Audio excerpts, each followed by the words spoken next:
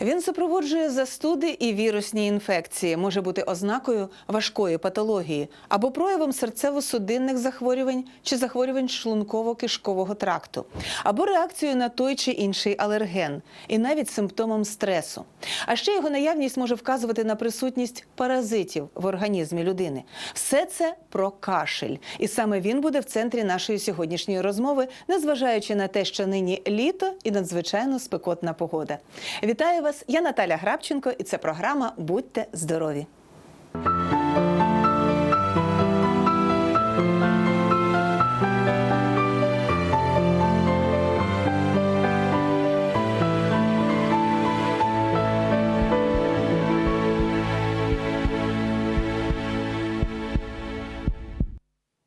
Сьогодні наш гість – торакальний хірург Юрій Григорович Межибовський. Вітаю вас, Юрій Григорович. Добрий день. Будемо говорити з вами про оці всі проблеми, які пов'язані з кашлем і не тільки з літніми застудами у прямому ефірі. А відтак наші телеглядачі можуть телефонувати протягом нашої розмови і ставити нашому гостеві свої власні запитання. Будь ласка, телефонуйте 0800 50 13 66. Або ж свої запитання можна писати на нашу сторінку в соціальній мережі Facebook. Знаходьте нашу оновлену сторінку, в пошуку можна набрати «Будьте здорові, Чорноморська ТРК». І через опцію «Написати повідомлення» написати, що вас цікавить, що вас турбує. Отже, ми починаємо. От загалом, Юрій Григоровичу, літні прояви застуди, вони мають свої особливості. І передусім психологічне, напевно, несприйняття. Як це так, літом, а я хворію, і це взагалі щось інше. Да. Так. От з чим ви найбільше стикаєтеся влітку, з якими симптомами, якими проблемами до вас приходять? І чи дійсно влітку не менше, ніж зимовий період, часом так трапляється, хворіють на застуду? Ну, вы же сказали уже, что психологически трудно воспринять лето, кашель. Ведь иммунитет, солнце, море, путешествия за рубеж, путешествия по Украине, вода, фрукты, овощи, и вдруг я кашляю. Кто виноват? А причин много. И некоторые из них можно перечислить. Вот эта миграция является одной из причин. Почему? Мы живем в определенном окружении микробов и вирусов. Приезжая в другие регионы, мы их забираем и везем к себе. Это одна из возможных причин. Наличие высокой температуры, высушиваются слизистые, прекращается тот защитный барьер, который защищает наш организм от вирусов, бактерий, аллергенов появляется. У нас перелеты часто достаточно бывают в самолетах, наличие замкнутой системы. Если кто-то один-два человека больны, обязательно кто-то из летящих вместе с ними заболеет. У нас кондиционеры, которых уже оскомину набили и доктора, и пациенты. Какие режимы выставлять? Если на улице 30, а выставляется 18, ну, это заведомо. А будет воспаление легких, будет вирусная инфекция, будет тяжелая болезнь. Чистить кондиционеры. Обязательно чистить кондиционеры. Заболевание желудочно-кишечного тракта. Это тоже одна из причин снижения иммунитета. И таким образом возникают различные вирусные инфекции, и основным проявлением которых является кашель. Кашель летом, ну, это вроде бы нонсенс, но тем не менее, это достаточно частое проявление, и люди обращаются с этим. Люди обращаются с этим не всегда сразу, потому что, опять же, лето, ну, как же можно летом? Совершенно, да. Совершенно. Тем не менее, поверьте мне, что реанимационное отделение медицинского учреждения, где я работаю, заполнено людьми с обострениями холз, с воспалениями легких. Да, это люди второй половины жизни. Это люди почтенного возраста. Но, тем не менее, это так. И дети болеют такими же респираторными заболеваниями летом. Почему? Их оздоравливают, ну и это часто достаточно приводит, их вывозят. Очень важно, вот мы вывозим для здоровья, знать о том, что период адаптации к другому климату, к другим условиям, проходит не меньше, чем 7-10 суток. Иногда больше, но не меньше. Поэтому на неделю вывести ребенка – это бессмысленно, это риск. Пронесет – пронесет, не пронесет, извините, заболеет. Потому что он вернется назад в наши условия, и опять период адаптации. И не имеет значения, что там 30 и у нас 30. Другие условия, другие микробы, другие вирусы. У нас навіть інша вологість теж совершенно впливає, верно, да? совершенно верно, совершенно справедливо. Поэтому все это может приводить к вирусным инфекциям. Почему я о них говорю чаще? Потому что именно они чаще всего и возникают на фоне тех изменений, которые мы с вами перечислили. И приводят они, могут приводить к последствиям самым различным и самым печальным. Поэтому лечение летом кашля – это такая же проблема, потому что кашель не лечится самостоятельно. Кашель – проявление 54 болезней. И одна из этих болезней у вас уже есть.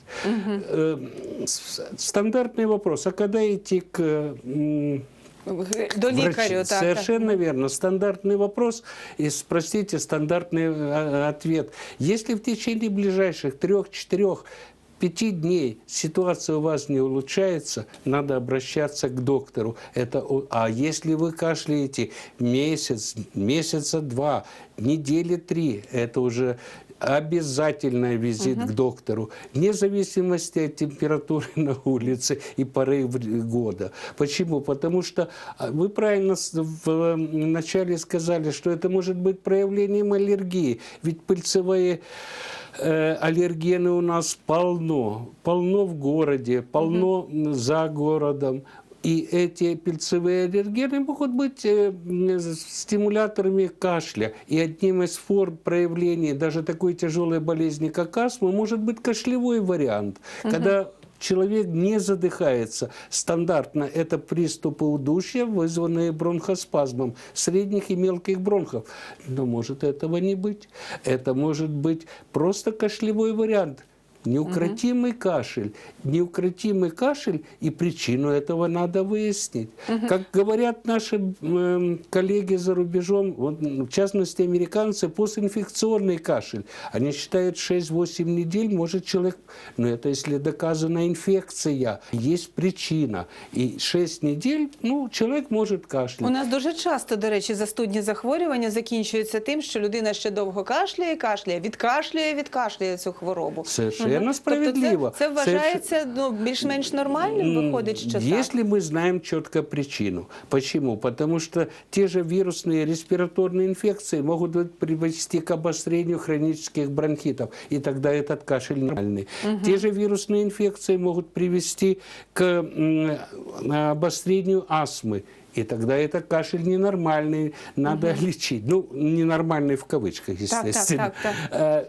Ненормально, коли там органи, верхні дихальні шляхи якби відновлюються після застудного захворювання. Це вважається норма. Це нормально, це адекватно. Але під цим може ховатися і совершенно бронхит. верно. И аллергические проявления заболеваний различных, и тяжелые обострения хозл, и, извините, но иногда и кашель с причиной является рефлюкс, то есть заброс кислого желудочного содержимого в щелочную среду пищевода, а пищевод окружен большим количеством нервных окончаний. Это тоже может вызывать кашель. От як важливо з'ясувати, чому кашель. Совершенно верно. Самое главное – продиагностировать, выяснить причину этого, а уже потом можно говорить, придется там какое-то время кашлять. Но кашель – это неприятный симптом, и поэтому пытаются немедленно его ликвидировать. Я кашляю, значит, причина нужна. Причина. Дякую дуже. У нас з'явилося запитання від телеглядача. Пожалуйста. Будемо слухати і відповідати. Добрий день. Добрый день. Добрий день. Звідки ви телефонуєте? Скажите, пожалуйста, вот я пошла к своему врачу, к доктору, да, с кашлем. И мне, значит, мой доктор говорит, что, какой у вас кашель? Я говорю, я давно кашляю. отхаркиваюсь. Он говорит, ну что, ну хорошо, что откашливаете. Ну, в течение 5 недель ваш кашель должен пройти, потому что очень долго восстанавливается слизистая. Я говорю, ну хорошо, а мне лечиться нужно кашель? Ну я же кашляю, мне неприятно, я еду в транспорте, я закашливаю. Мне говорят, не кашляйте, что вы кашляете? Ну неприятный сам кашель. Так, це ми А мне розуміємо. доктор мне говорит, ничего страшного, в течение 5 недель кашель пройдет. Лечиться? Нет, не надо лечиться, он сам пройдет. Я и сейчас кашляю, я откашливаю. Но я пью мукалки.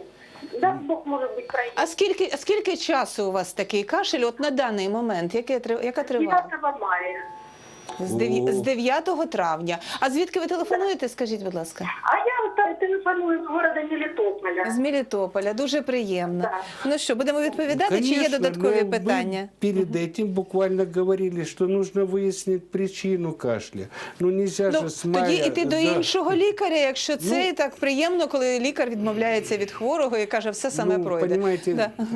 есть такое понятие, как медицинская этика, но, тем не менее, обязательно надо выяснить причину. У этого доктора, у другого доктора, но причина должна быть установлена. Вибачте, Если есть в американській медицині є який термін, яке поняття? Second opinion, так? Да. Інша думка. Совершенно І верно. абсолютно І- медична етика це дозволяє, якщо цей лікар Более не того, в допоміг, клятве звернутися. Гиппократа многое из того, что, извините, по телевизору звучит, не звучит, а вот это звучит От точно. це звучить, ага.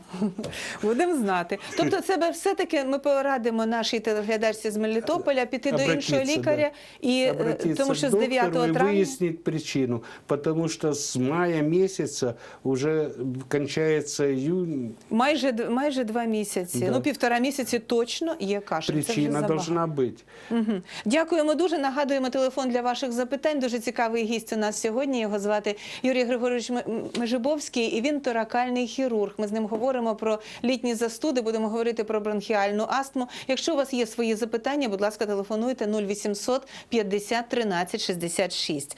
І, власне, я хотіла от до бронхіальної астми перейти, тому що ви навіть в тому, що от ви відповідали на перше запитання, ви торкнулися цієї проблеми. Дуже багато полінозу. Да. І існує думка, що якщо поліноз не лікувати або неправильно лікувати, то він переростає рано чи пізно в бронхіальну астму. Це так чи ні? Ну, слово «перерастает» звучит не совсем правильно, но полинос может быть предтечей бронхиальной астмы. Возникновение бронхиальной астмы имеет значение наследственность и аллергия, а полинос напрямую связан с аллергией.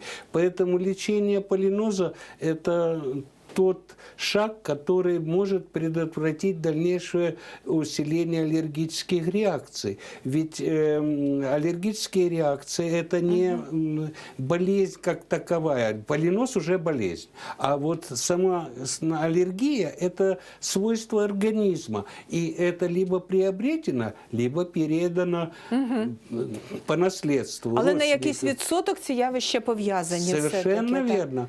И поэтому лечение проявлений аллергии, уменьшение степени аллергических реакций – это обязательное условие борьбы с такими серьезными заболеваниями, как бронхиальная астма в том числе. А от як вона діагностується? От, скажімо, вперше. Людина кашляє, це може бути проявом бронхіальної Может быть, астми? мы говорили о том, что одним из вариантов может служить кашлевой вариант бронхиальной астмы. И форм бронхиальной астмы множество. Поэтому это обследование, которое включает обязательно сбор анамнеза. Что значит кашляют? Ну, кашляют по-разному. Это чаще всего кашель во второй половине ночи. Просыпается пациент. Просыпается иногда чувство нехватки воздуха. Это шумное дыхание. Ну, то есть тут масса симптомов, которые может изложить сам пациент. Но подтверждением этому является исследование аллергического фона, исследование панели аллергической, кому конкретно, к чему конкретно аллергические проявления. И это исследование функции дыхания. Это сейчас наиболее распространенный, широко и доступный метод исследования, который объективизирует изменения дыхательной системы. И комплекс вот этих изменений, безусловно, традиционное рентгенобследование, комплекс вот этих изменений, они позволяют выставить этот диагноз. Но есть проблема, есть легкая форма астмы. Это форма, которая вот сейчас продиагностирована и потом может через длительный период опять возникнуть. То есть человек считает, что либо неправильно ему сказали, неправильно обманули, либо человек считает, что он вылечился. Астму еще никто не вылечил. Но форма, при которой есть длительная ремиссия, существует. И известно о том, что 55% девочек и 45% мальчиков рождаются с несовершенной формой регуляции тонуса бронха. Поэтому у детей часто бывают так называемые ложные крупы, часто обструктивные бронхиты. В пубертатный период большинство из них нормализует функцию, у них нормализуется функция тонуса бронхиального дерева, но 6% нет. И вот это контингент, который будет страдать обструктивными заболеваниями аллергическими легких. Родители говорят, переросли. Ну, хорошо, переросли. Но это нормализация, которая приходит з возрастом. Но у 6% это не проходит. Дякую дуже. Є запитання в нас від телеглядача. Ще одне. Добрий день. Доброго дня. Доброго дня. Звідки ви телефонуєте? Яке у вас питання? Я вам дзвоню з Полтави. Я хочу запитати за близько так собі людину. Я про кашель. Вона кашель 80, вона Ничего не кашель слышно. 50. Діло в тому, що вона йшла всі праці ендокринолога, вора, гастроентеролога, і аналіз дала, і нічого не знаходять, а в неї кашель ужасний. Я тільки питаю, вона йде, починається кашель і рвот.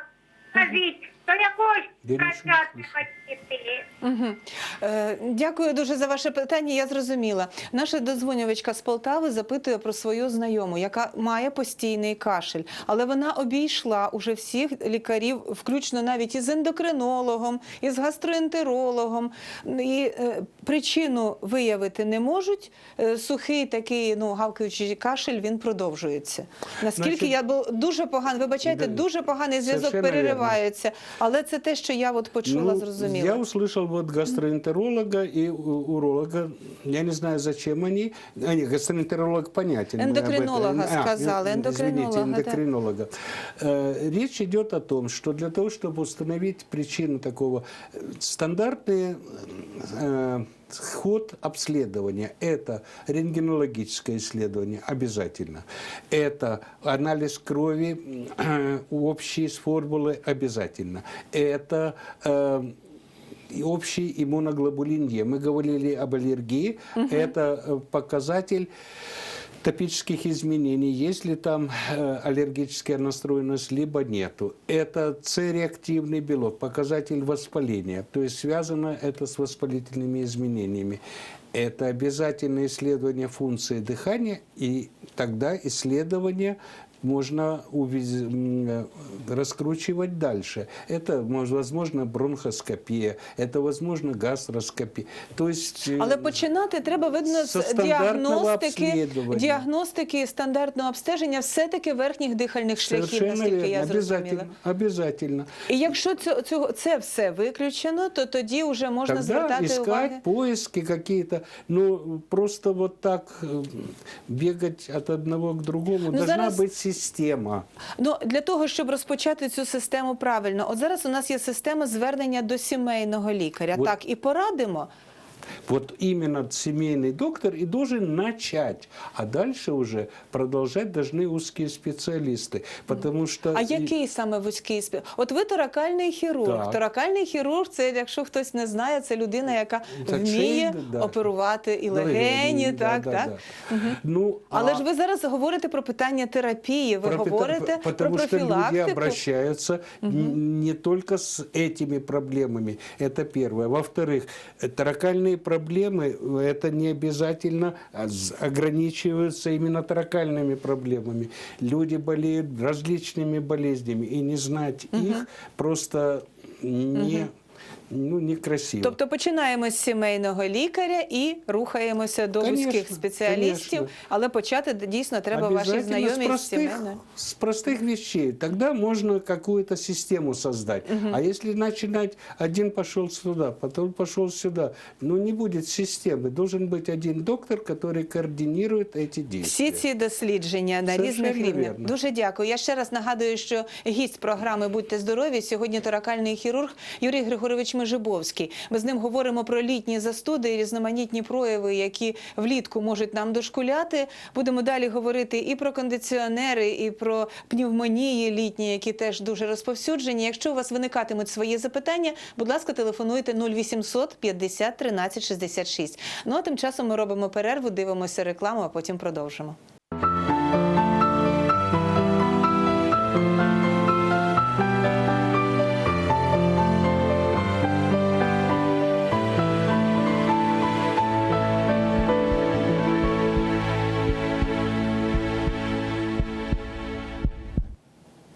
Літо, спека, застуда, кашель. Така тема сьогоднішньої нашої програми. Про все це ми говоримо з торакальним хірургом Юрієм Григоровичем Межибовським у програмі «Будьте здорові». Якщо вас цікавить ця тема, якщо є свої власні конкретні запитання, будь ласка, телефонуйте 0800 50 13 66 протягом нашого ефіру. Або знаходьте нашу сторінку в соціальній мережі Facebook, можна нам питання своє написати. Ось такий вигляд має наша оновлена сторінка. Будь ласка, пишіть, будемо під час ефіру зачитувати і також відповідати.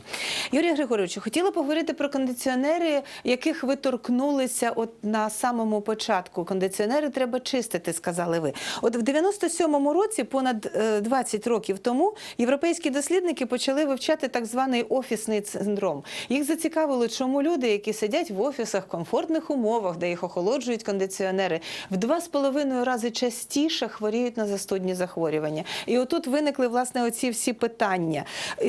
Ви сказали, що це все ще пояснюється різкими перепадами температур. Однозначно. От дивіться, я розумію різкі перепади температур, чому це не корисно для судин і для серця. А в плані, що швидше захворієш на застудні захворювання, чому? Дело в том, что снижение температуры окружающей, резкое снижение температуры окружающей среды приводит к тому, что нарушается барьер. Ведь легкие, верхние дыхательные пути у нас защищены слизью, защищены ресничками, которые выгоняют, опять же, в кавычках, микробы, частицы пыли. Если резко снижается температура, то организм не успевает согревать создавать ту нормальную температуру 37, которая, например, у нас в носоглотке должна сохраняться постоянно. Увлажнять должна. И тогда вирусам, микробам легче проникать, преодолевать этот барьер естественный организма, который создан. А сидять в закритому приміщенні, кондиціонер ввімкнений, відтак скрізь написано, зачиняйте двері і вікна, працює кондиціонер. Да. І люди сидять, і як ви сказали, як в автобусі, хтось чи в літаку, хтось один зайшов, і маємо проблему. Да, это если замкнутый цикл кондиционирования, замкнутый цикл. Но даже если это достаточно индивидуальный, нужно ухаживать и следить. Нету это плохо, это достижение цивилизации. Надо с этим правильно обращаться, потому что любое достижение цивилизации имеет две стороны. Можно и хорошо достичь комфорта, а можно вызвать заболевание. И одной из известных, напрямую связанных с кондиционером, это болезнь легионеллов. Легионеллез, так, да, так, совершенно знаменитый, верно. печальный. Который вызывает тяжелейшее воспаление легких, очень тяжелое заболевание, которое трудно лечится, но, к сожалению, источником часто бывает кондиционер. И этот кондиционер, если чистить, если ухаживать нормально, если создавать условия для его адекватной работы, то вреда не Такої будет. проблеми не буде. Я дякую. Ми продовжимо розмову про кондиціонери. У нас є запитання телеглядача. Добрий день. Добрий день. Добрий день. Звідки ви телефонуєте? Яке у вас питання? Я телефоную з Київської області, Бровари. Звуть мене Надія. У мене таке запитання. Моєму чоловіку 64 роки. І в тому році, 18-му, нам діти організували поїздку у Закарпаття. І до цього в нього не було таких проблем, мається на увазі іменно кашлю. Ми там побули, 10 чи 12 днів приїхали додому, у нього почався кашель. І сухий верхній кашель. Пішли до сімейного лікаря. Лікар говорить, що це у вас бронхіт. Ну, там вона прислухала і каже, бронхіт. Пройшло. Він, не тут зовсім пройшло. Ми поприймали якісь там протиалергічні засоби. І воно то більше, то менше. То більше, то менше кашель. Мається на увазі частіше, інколи спокійніше. І в цьому році знову так само весною. От я чула, жінка говорила перед цим, що 9 травня в неї почався кашель, так приблизно десь у мого чоловіка почався кашель до цієї пори. Тож він приступообразний сухий кашель верхній, він каже, показує отут де горлянка, він показує, що там у нього як защекоче і він кашляє. От. Пішли ми знову до лікаря до сімейного, вона каже, що ви хочете, у вас бронхіт. Назначила, приймали ми, пройшли ми лікування 10 днів, на цьому все, але кашель так і не пройшло. Що робити, так? Що робити? Дякуємо. А что было, я вначале не З самого понял. початку минулому році поїхали на 12 днів в Закарпаття. І після цього це почалося. Це може бути пов'язано чи може просто співпало? Ну, скорее Збіг всего, какой-то провокатор поездка была, но так как я слышал, она кашляет не меньше, чем 3 месяца в Це, течение двух последних. чоловік, якому да, 64 извините. роки. Да. Так. Ну и надо опять же выяснять причину. Ну, дело в том, что 2 месяца человек кашляет, значит, надо не просто диагноз. Если это диагноз бронхит, то это ставить. в течение... Наши коллеги-американцы считают, что даже нелеченый бронхит в течение 2 недель должен пройти, если нет факторов, которые поддерживают его, либо другое заболевание, которое проявляется кашлем. А от Поэтому алергійний компонент тут може бути? Вполне может быть. Но опять же нужна система исследования. То есть сделать не флюорограмму, рентген-снимок, потому что уже 2 года человек кашляет. Сделать анализы крови, о которых мы говорили, показаться доктору с результатами этих анализов, и он должен направить туда, где должны выявить причину этого кашля. Если человек, который курит, это одно. Обязательно посещение лор-врача, потому что вполне возможно, что изменением носоглотки человек кашляет и считает, что у него бронхит. Полечили носоглотку, и бронхит-то прошел. Поэтому надо подходить к этому системно и комплексно. Нельзя просто я кашляю, у меня бронхит. Я еще раз повторяю, острый бронхит Дообстежитись треба, так? обязательно. Мгм, Острый дообстежитись. бронхит за 2 недели должен пройти. Если Тобто не це что. вже не бронхіт, треба шукати причину. Бронхит, но уже не банальное, что-то не банальное. Потому что 2 месяца человек кашляет. Мгм.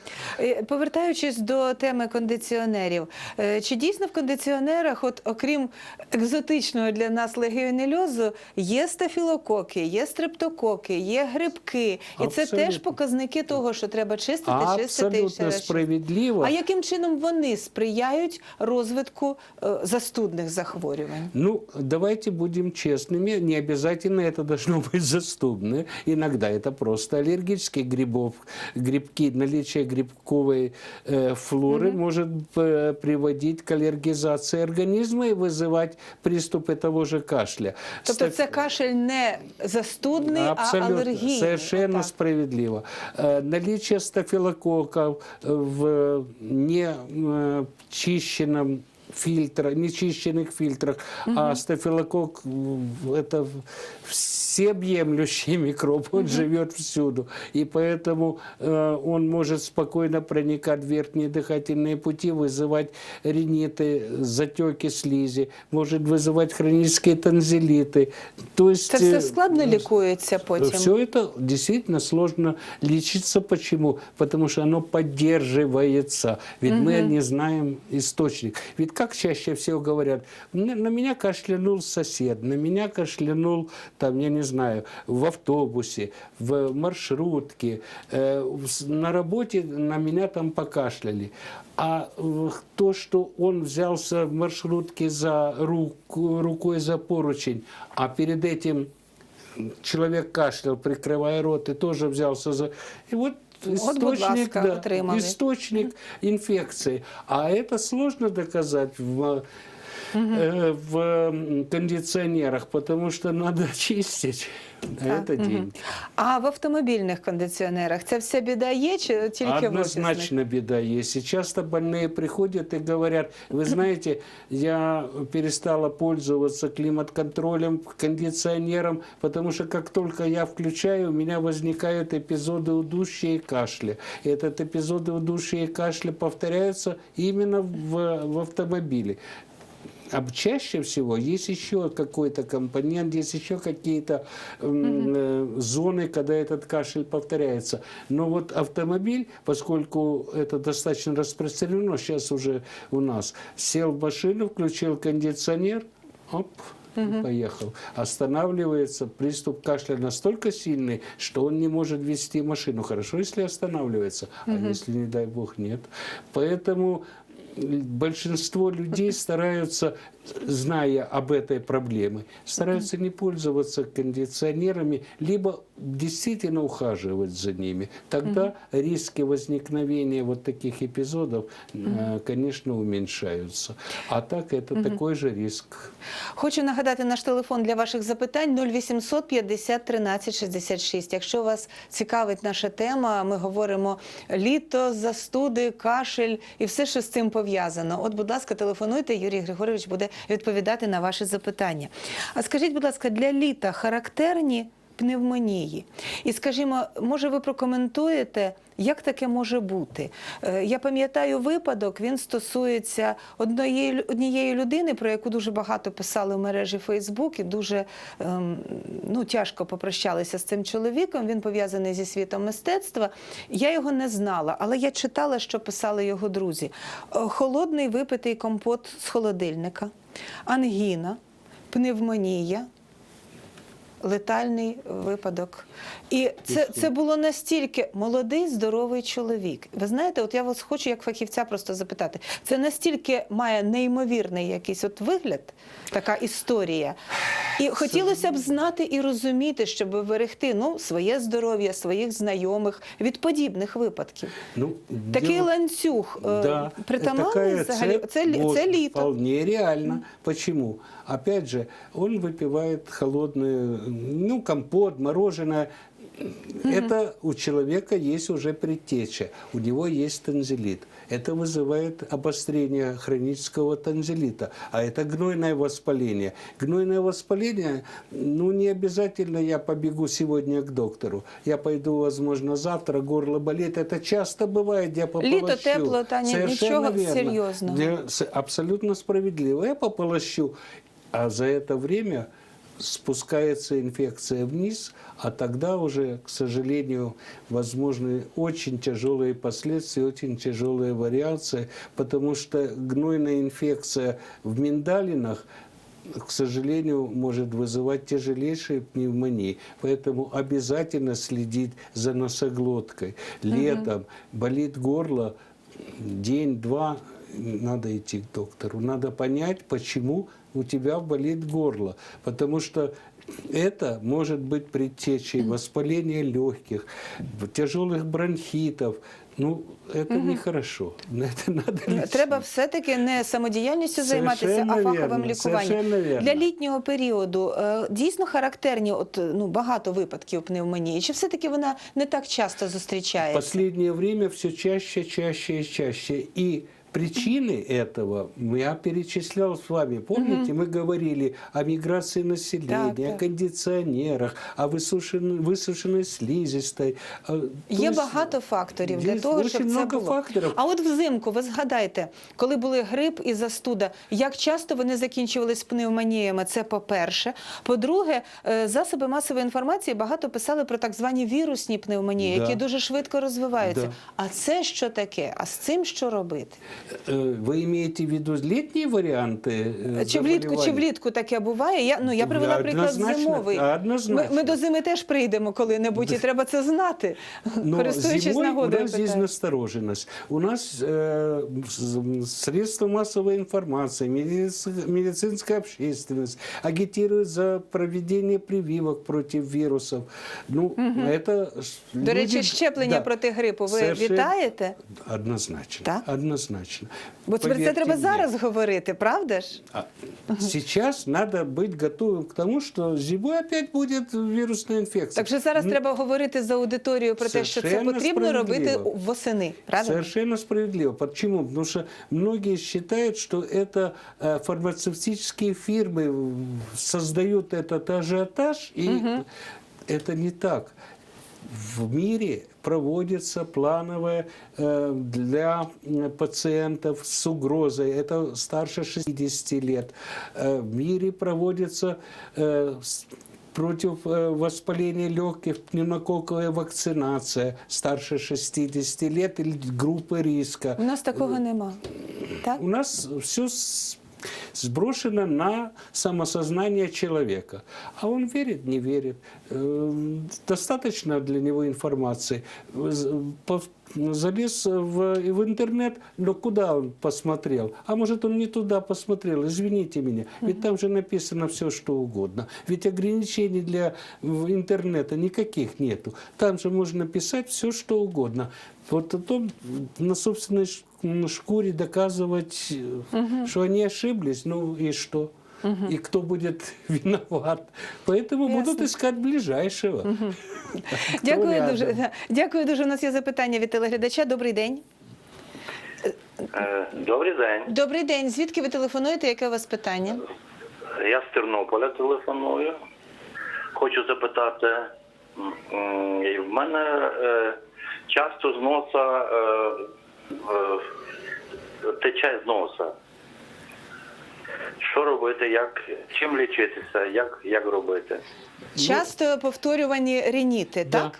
Вот именно фраза ТЧ говорит о том, что, скорее всего, это аллергического характера заболевания. Почему? Потому что водянистые выделения из носа это не банальные риниты.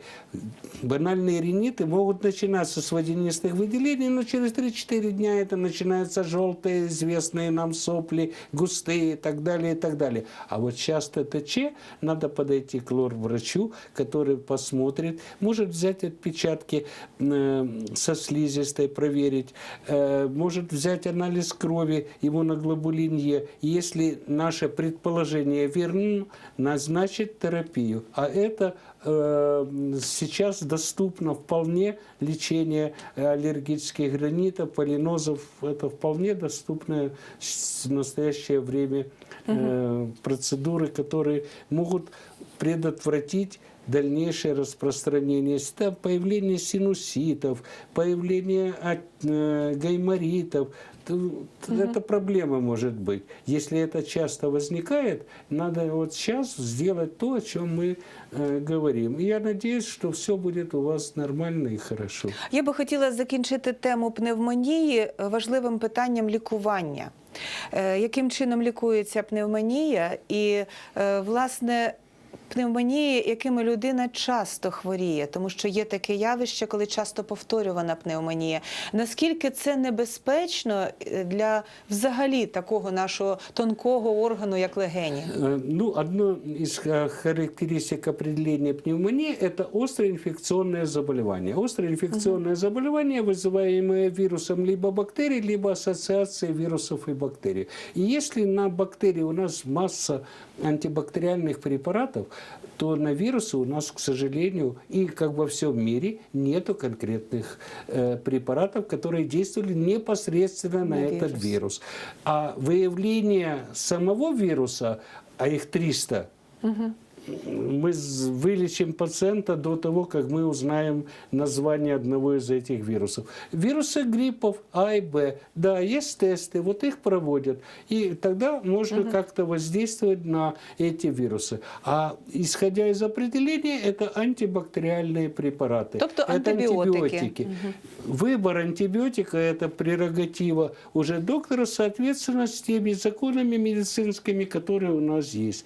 Иногда мы пытаемся улучшить, усилить, но это не всегда оправдано. Если проходит, то проходит, а нет. Но есть определенные законы, по которым назначаются антибиотики пациенту. Ну, у нас иногда начинаются научные дебаты. Это украинское производство, это зарубежное производство. Ну, что делать? Мы живем в таком мире, и мы иногда должны исходить из реалий нашего мира. Часто повторювані пневмонії для легень. Часто повторяющаяся пневмония. Повторювание пневмонии должно иметь под собой какую-то основу. Когда-то был такой диагноз – хроническая пневмония. Его сняли. Почему? Потому что хроническая пневмония прятала под собой массу болезней.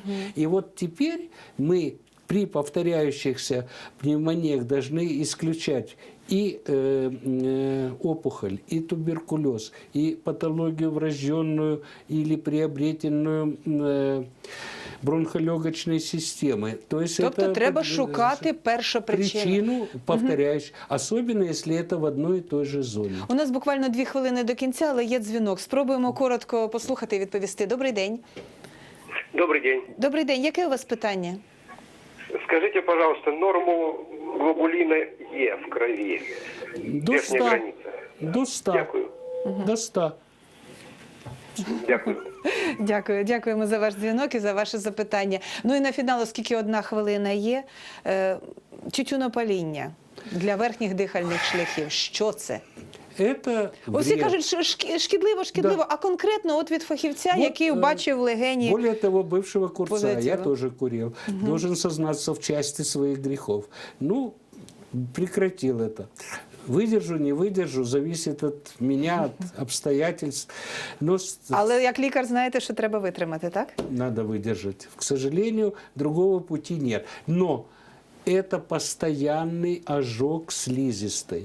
Постоянный ожог слизистой вызывает рубцовые изменения. Конечно, они не такие грубые, как ожог на коже руки, там, но эти изменения нарушают механику изгнания слизи из бронхов, из дыхательных путей, и это вызывает то, что там скапливается слизь.